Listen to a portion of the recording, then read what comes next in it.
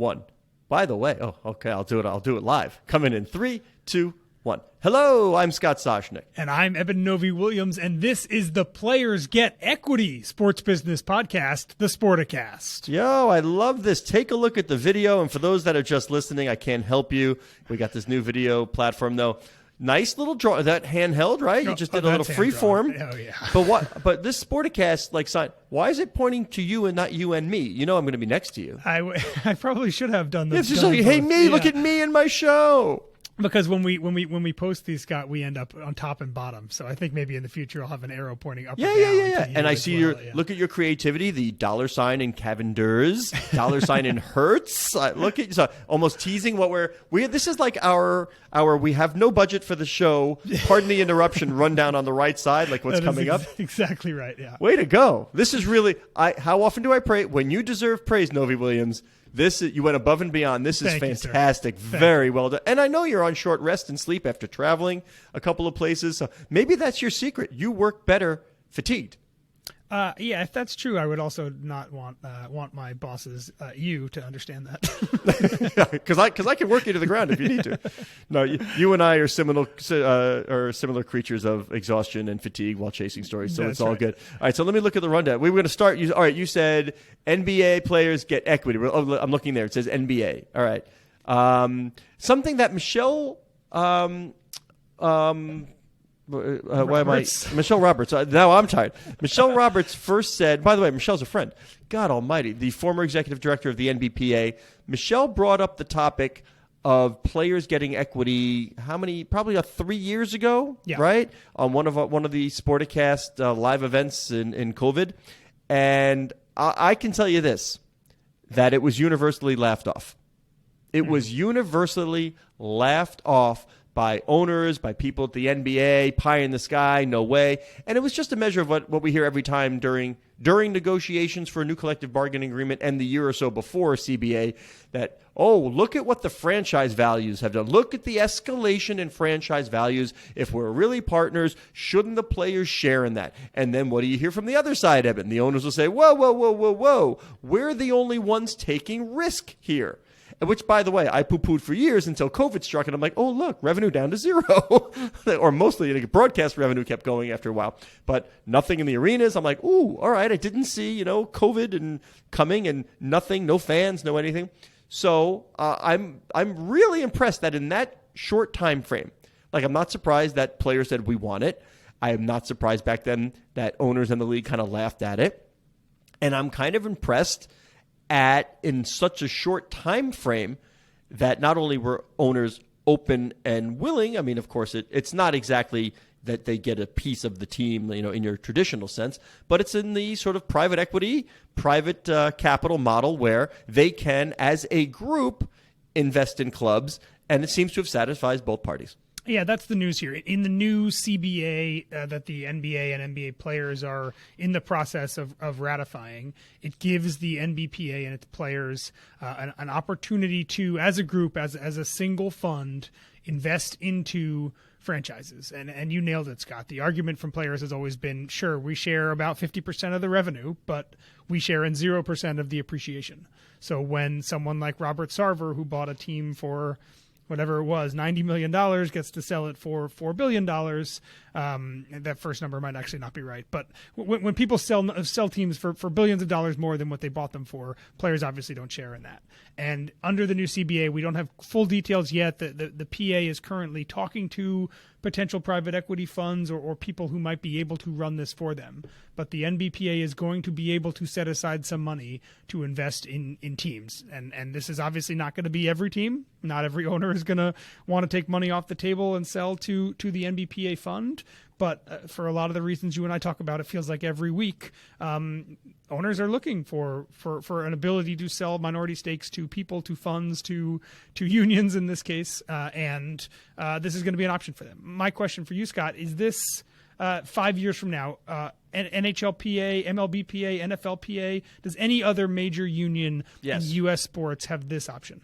I just answered. Do I have to do more? Yes. Yeah. This is precedent. I'm not surprised that the NBA, they have a lot of leverage, star-driven league. I think this absolutely will catch on and probably last in the NFL because they'll be the last to accept some sort of private capital, and who knows what form that'll be. Ooh, I got a little hair on my microphone that bothers me. It's like if I'm breathing close, it was moving a little bit, so it was really bothering me. Yeah, I would not be surprised if the other leagues and the other unions sort of get together and say, all right, if this is another way to kind of foster a better relationship between management and labor, and like who cares? Like, do they really care, the owners, if they're bringing in a fund? Do I care if it's Arctos? Do I care if it's 777? Do I care if it's Dial? Do I care if it's Dynasty? To me, everybody's looking for the details. From what I understand from the highest echelons of both league and union, that if you go back like to 100-year-old securities law and labor law, like right now, folks would be put in jail. It would just be a violation of securities law to just have them investing in the league in some way. Interesting. Yeah. I got to get McCann on this to look exactly what it was. But they are certainly looking for a way to find a vehicle in which this can happen. But they have to make sure, of course, it doesn't run afoul of the law. Both sides kind of agreed and said, yeah, if you look at whatever the 1920 whatever act. So it is a problem, but they do need to figure. And everybody wants the details. I get it. Are they going to take just one fund? Are they going to take two? Are the NBA players going to have their own investment vehicle by which? We don't know that yet. But one thing that I think will be fun to do, and I haven't done it in a while, if folks aren't aware that because it's a union, they do have to, of course, make filings. We can check out the LM2, it's called, and kind of see how much cash on hand the players have right now. And then we can sort of track, and you can see from year to year what investments they have and how they've done. It'd be really interesting to see how they track for these investments and if we can see if they're doing well or not. The two things I was going to say, fascinated to see how the players decide to fund this vehicle and how much they decide to put towards it. And then two, on the back end, what a sale looks like at some point down the line. If the PA has 5% of, I'm going to pick a random team here, the Minnesota Timberwolves, if they decide at some point that, we want to get out of this, the valuation is high on this specific team, what kind of sale rights that entity is going to have vis-a-vis the control owner. There's a lot of really interesting wrinkles here, Scott, that I think we'll probably be getting into at a later date once we really understand the mechanism here. There's also, you and Kurt Bodenhausen broke some news last week about the CBA. There's some other parts of the CBA that loosen restrictions on players surrounding their investments. One of them allowing players for the first time to invest in independent WNBA teams. Yes. I think there's obvious reason why both sides might want that. And the other, loosening the restrictions around players who are investing in businesses that also have NBA owners. Or the other way around, or owners' abilities to go jump in a business where an NBA player is already.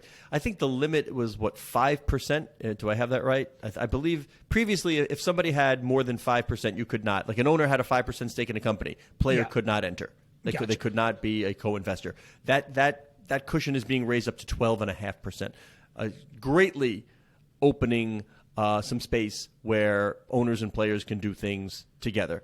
And this makes perfect sense to me. And I still want to examine this thought concept of owners and players as partners. Because for years, Eben, I have said, I laugh every time I hear, and it normally comes from the ownership side. Like, let's call it what it is. Owners normally would say, this is a partnership. It's a partnership. Show me 5 NFL players who view themselves as partners of the NFL owners. Show me 5, right? Look, go to baseball, the mistrust that's been in baseball. Show me 5 MLB players who say, yes, I feel a real kinship, a real partnership with my owner and the other owners in baseball. Same on the NHL side. I know that's not true with Don Fear, and although he's no longer there, but I use that as an example because Don, of course, started, really, he was responsible for that really strong baseball union, and he brought that mentality to the hockey union as well. I think we're seeing for the first time, the first time in U.S. pro team sports where labor and management, I understand it's not in a traditional sense. I got it. But a feeling of kinship, of partnership, of I'm listening to your concerns. Let's see if there's a way that we can alleviate them. How can we do things together? And I go back to my Grant Hill model because he's one of the smartest guys that I talk to, and former player, current player, doesn't matter. Grant, when he was on the road during road trips, would meet with the opposing team owners understanding that that he could glean great things from these people who had been successful in business. He knew that those relationships would help him down the road. It's the same thing now. If I'm an NBA player, why wouldn't I want to co-invest with Ryan Smith and Steve Ballmer, Jim Dolan? Why wouldn't I want to do those things? They are experts in their fields. Of course I want to not only be able to tap their brains and say, what do you think? I want to run something by you. I want to do something by myself. Would you like to, help me out here? You want to introduce me to somebody? That makes perfect sense. Everybody wins. It's the first true, and I'm using the air quotes if you're not like, partnership we've seen between labor and management in U.S. pro sports. I think that's right. One thing I would say, the raising this number from 5% to 12.5% doesn't feel to me like it's a huge difference, right? How many companies are there out there that NBA owners own more than 5% of, but less than 12.5% of, right? I mean, my first thought here was, can Kevin Durant invest alongside Josh Harris in the Commanders? He can't, obviously, right? Because Josh is going to have more than 12.5% of the NFL team. But in my mind, yeah, the 5% to 12.5% actually just seems like a very small and fairly arbitrary. I got to jump in. A great question. Yeah. I'm not sure if KD could be a part of an LP just because it's another team. I'm wondering. I'm curious. I'm not sure. Okay. KD has the team logo tattooed on his body. I know. He would love to be a member of an LP in that ownership group. Another one that I thought of, Michael Rubin. That's the one I thought of, too. Of course. And so Fanatics is a majority owner of Mitchell & Ness as of a year and a half ago, shortly after Michael sold out of the 76ers and the Devils. He announced a huge investment from a lot of active and former NBA players and athletes in other sports. But you could just see Michael going, oh, now you changed the rules? Yes, but again, to my point, the Fanatics owns more than 50% of Mitchell & Ness, right? So this 5% to 12.5% actually doesn't change things in that specific example. Part of me does wonder how actually different, how many companies fall in the middle of those two numbers that really make a difference when this change takes effect. Sounds to me like you have something to track. This is something to look into. Yeah, absolutely. 3 years into this, what we described as a monumental change, there are 0 players investing alongside owners, or owners investing alongside players, because they have 13.2% of the company. Yeah, it's just, to me, it shows a willingness to listen and address concerns. And the big one, obviously, I think, was the ability to invest in the league itself. Yeah, of course. It just makes perfect sense that the players want to feel a sense of, I'm benefiting far beyond just my paycheck. And by the way, those are pretty substantive paychecks. I get it, but you also have players more and more, and in the NBA we see it all the time, who have ownership aspirations. Very interested to see what LeBron James does when the Las Vegas team, is he still going to be playing when a Las Vegas team comes about? Will he partner with somebody? Imagine as an active player, can I get in on a group here? I mean, depending on who it is, and I get it. But the fact that they sat down and they said, all right, tell us your principal concerns, and we will try and address them. They came up with a vehicle, or at least have agreed to come up with a vehicle that addresses those concerns. That is a significant change from just 3 years ago, where Michelle Roberts threw out an idea, and once again, I will repeat, was universally laughed off by NBA owners and some league personnel. That is a huge change in a short period of time. So, Scott, let's shift gears here. Let's talk about the Cavinder Twins. That's what it says on the board behind you. That's what it says on the board behind me.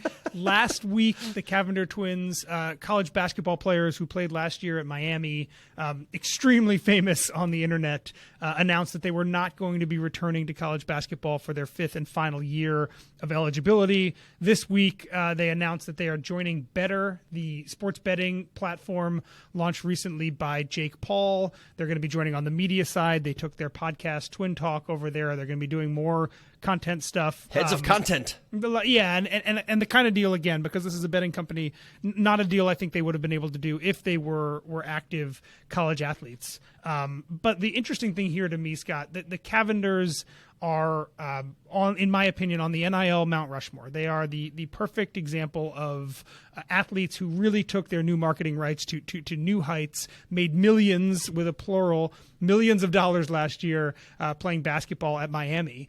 And I think it's notable that given all of that background and the huge economic opportunity that was there for them for one more year, if they wanted to continue playing college basketball, decided, you know what, We don't need it. the Cavinder influencer empire has outgrown college basketball, and I do think it is an interesting way to look at NIL, right? Where there are players like Caitlin Clark and Angel Reese, who we've talked about, who are tremendous college basketball players, will be playing in the WNBA, and their stardom is tied so directly to how good they are on the court playing college basketball. And then there are very good college basketball players like the Cavinder Twins, who maybe not, I don't know exactly, would have or may have a future in the WNBA, who are also making a lot of NIL money in college. But for them, staying in college is actually not that tied. Playing college basketball, not staying in college, playing college basketball is actually not that tied to their internet celebrity. And as a result, NIL is not enough to keep them in a Miami uniform next year. I'm going to pay you a compliment, and then I'm going to dump on you. So, because you're really, really smart, Please. and I'm sure what you just said was great. I mean, I have like my earphones in. Yeah, I'm sure it was clear, concise, insightful, all of that stuff. But you, more than anybody else, except probably my wife, who's so tired of me by this point, you know how my brain works. Oh boy. So you said something, and I started thinking about something. And I really wasn't listening to you. Yeah, no, I just kept thinking about it, and then I was trying to think about, I'm going to pose the question to you, and how is he going to respond? You know how, again, you know how my brain works. So you said that they're on the Mount Rushmore of NIL. Yeah. Early on. Now, first thing I said. You missed the whole thing. Exactly. So I missed your whole thing. You started with a really great guy. I'm sure, as I said, I'm sure it was really, really good and insightful and all of those things.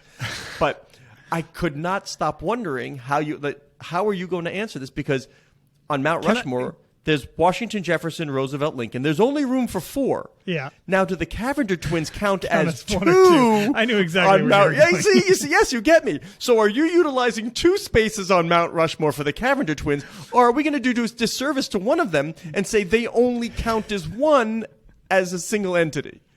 This is how my brain works, which is what you now understand why I totally didn't hear what you were saying. It is a great question. And I think can I guess which way you were going? Yeah. I think you're going to say they count as 1. I was going to say they count as 1. Yes.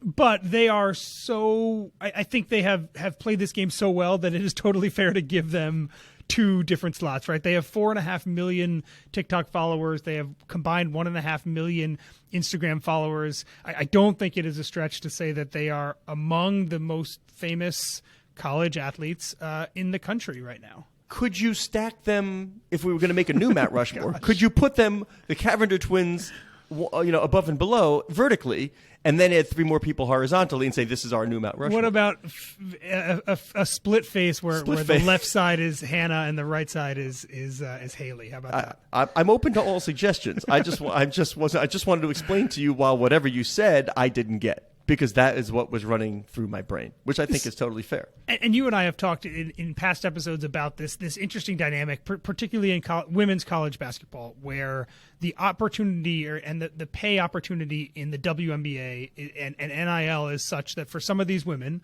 like Caitlin Clark and Angel Reese and the Cavinder Twins, it's more lucrative. It's better for their wallet to be playing college basketball right now than it is to be playing in the WNBA. And again, I don't know if the Cavinders have had or have aspirations of playing in the WNBA, but they are a different kind of celebrity. They are not a basketball celebrity. They are an internet celebrity.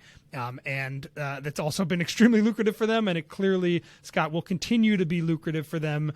Let's close here. If you can see the board behind me, another very lucrative opportunity. Well, I thought you were going to say another Mount Rushmore. But by the way, while you were talking women's college basketball, how about Haley Van Lith? Like, you see she visited LSU? Okay. That would be dynamite. After all of the drama between Louisville and LSU this year. I would watch the behind-the-scenes documentary of that team follow the season. There you go. That'd be pretty fun. Okay, let's before we go, give me the let's Mount Rushmore of NFL players now. Certainly financially, Jalen Hurts, the quarterback of the Philadelphia Eagles, fresh off a Super Bowl run, signed a 5-year, $255 million contract. Scott, from an average annual value, it is the biggest contract in NFL history.